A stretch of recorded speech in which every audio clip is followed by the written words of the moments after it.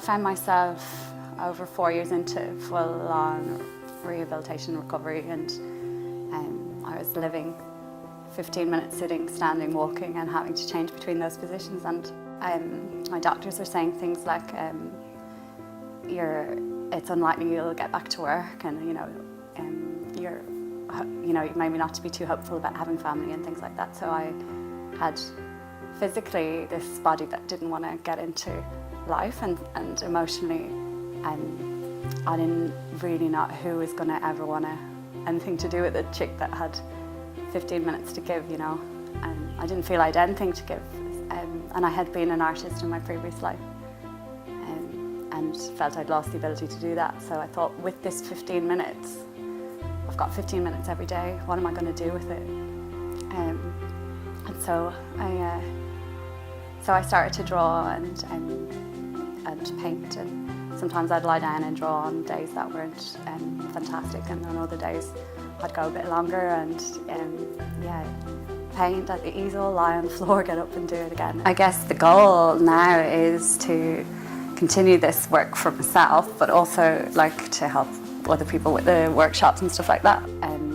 Without telling my story initially, I just started to share the artwork and some positive messages, and I was feeling so good because I was painting that people just started to get involved and built this community before I knew it, from just showing up every day. So that was kind of cool. It's being proven and showing up that meditation and meditative practices and art and art as therapy and things like that are helping people with neuroplasticity, like to retrain a brain that's going like into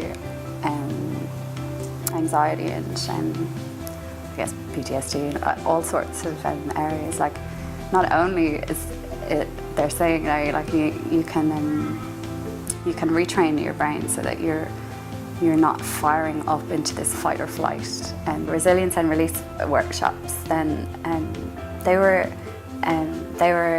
aimed at a lot of people that had chronic pain or were in trauma recovery, or people that just needed a release of some sort. A lot of the time we're carrying around a lot of crap that can be unblocked really easily, the beliefs, your belief systems, or the way you think, or your ongoing.